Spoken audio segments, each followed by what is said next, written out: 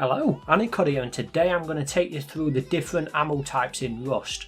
I'm going to start with the shotgun ammo before moving on to the pistol rounds, and we'll finish off with the 5.56. Now, we're not going to be covering arrows, rockets or grenades in this video. If that is something you want to see, make sure you let me know in the comments below. Anyway, let's go straight into it. Now, there's 4 types of shotgun shells in Rust. Handmade, 12 gauge buckshot, they're the red ones, 12 gauge slug in green, and finally the incendiary in blue. These are used for either the water pipe, spaz shotgun, pump, a yoker or the double barrel. As expected, they're super powerful up close, not so great at a distance. The handmade shell costs 5 stone and 5 gunpowder. You get 2 shots out of this and it contains 20 pellets, which is more than the 12 gauge buckshot. It is overall much less powerful, but the handmade shell is the only shell that can be used in the shotgun traps. And in these traps you can stack up to 64, which is nice. It'll give you quite a decent base defense time. Oh, by the way, you don't even need a workbench to craft these, so don't be afraid to go mental when you're defending your base early game. The 12 gauge buckshot costs 5 frag and 10 gunpowder. You get 2 shots out of this. They're similar to the handmade shells, however only have 14 pellets opposed to the 20.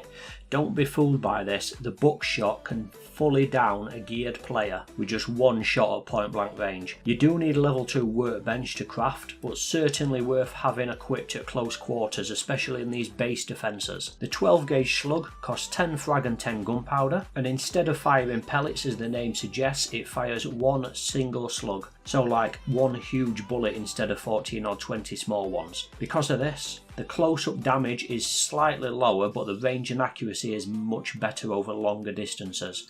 The shotgun really can be used for almost any situation. Finally, there's 12 gauge incendiaries. These are pretty specialists and have a few different uses. They cost 5 frag, 10 gunpowder and 20 sulphur. They're great for destroying tool cupboards or other fixtures. If you fire on top of them, let the fire do its work and it'll burn through it. One great use for these is area denial. You can fire these at the floor and the flame will stay in place and burn and slow anyone that tries running through that area. Super little replacement if you don't have incendiary rockets to hand. The next type of ammo are the pistol bullets, or 9mm depending what you call them. You can only get 3 types. They're not just good for pistols, they're good for some close quarter machine guns too. For example, the revolver, semi-auto, M9, Python, and then you can get into the close quarter machine guns I was talking about, like the Thompson, the Custom and the MP5. These are super at close to medium range and generally fire much faster than the rifles used in the 5.56,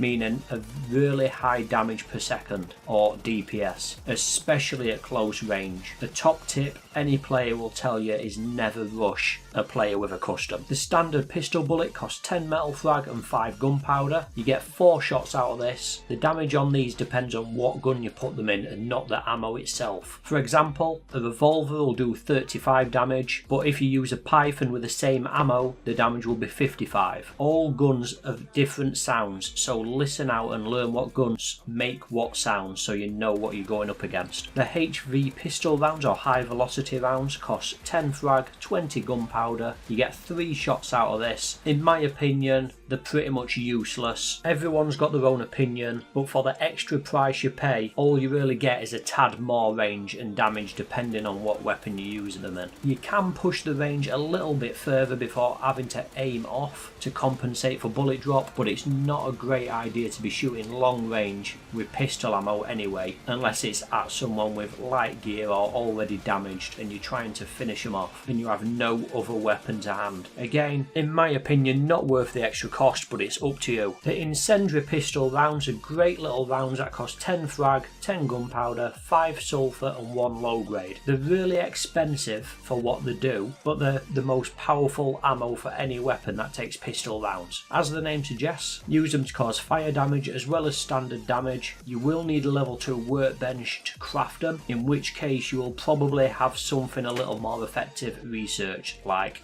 5.56. Speaking of 5.56, you can get 4 different types of bullet: standard, high velocity, incendiary and the super useful explosive, which you don't get in any other caliber. Well, not one that takes bullets anyway. Generally, you use this ammo in the most powerful weapons in Rust: the Semi, M39, the LR, the Bolty, L96, the mighty M249 and the assault rifle, or AK. Remember what I said with the damage, it's not the caliber, it's the type of gun that uses it. Again, the Semi does 40 damage for example, and the L96 does double that at 80, even though you're using the same rounds. Don't let this catch you out. The standard 5.56, probably the most popular round in the game, costs 10 frag, 5 gunpowder, and for this you get 3 rounds. These rounds can punch through twig, branches, wooden base walls and other thin fixtures. You do need a level 2 workbench for these rounds, but don't worry, if you haven't got the rounds you can craft any gun that takes this ammo and you'll get some rounds in the mag already, ready to be researched. The incendiary version needs a level 3 workbench and it costs 10 frag, 20 gunpowder, 5 sulphur and 1 low grade. It's another very expensive variant that deals fire damage as well as bullet damage. The drop off for these bullets are a lot more aggressive. They're designed to be a little more close range than standard rounds. You might think this round will be good at wooden doors. Flamethrower is much cheaper, trust me, and it's a lot more quiet. One tip I have is the fact armour generally has a negative fire protection, which means it's super effective against that Pokemon. I mean, players wearing armour. Sorry, I got sidetracked. High Velocity 5.56 does exactly what it says on the tin. It costs 10 frag, 20 gunpowder, which is a little more expensive than standard, but these rounds travel much faster and you will experience little bullet drop compared to the standard round. You do need a level 3 workbench, and if you enjoy using the L96, these rounds pair extremely well with them. The hit is almost instant and the bullet drop is almost minimal. The damage is 80, exactly the same as the standard round. Certainly worth having if you like your long range firefights or shooting nakeds off a beach, whatever you prefer. Finally, it's everyone's favourite, unless you're a solo being online, by a virgin Zerg, in which case you'll probably hate these things. It's the explosive 5.56. They cost 10 frag, 20 gunpowder and 10 sulphur, and they're an absolute raider's dream. If you're raiding on a budget, because you know every little helps, it's a cheaper way than C4. For example, with sheet metal doors or other low tier structures, you can fire just the right amount and it's not going to be massively overkill like using a C4. They do cause splash damage, which means the rounds can hit multiple things at once. They're much louder than standard rounds and they will destroy your weapons really quickly. It will cost you a couple of assault rifles to raid a small base with ease, so you really need to make sure it's worth it before committing. Now, it's been a relatively fast video. You know I don't like wasting your time. If you have watched this far, let me know you're a legend in the comments down below.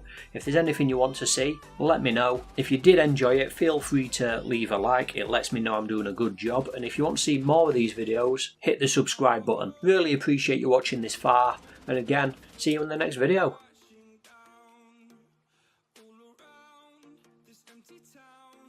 Searching for the lost and found.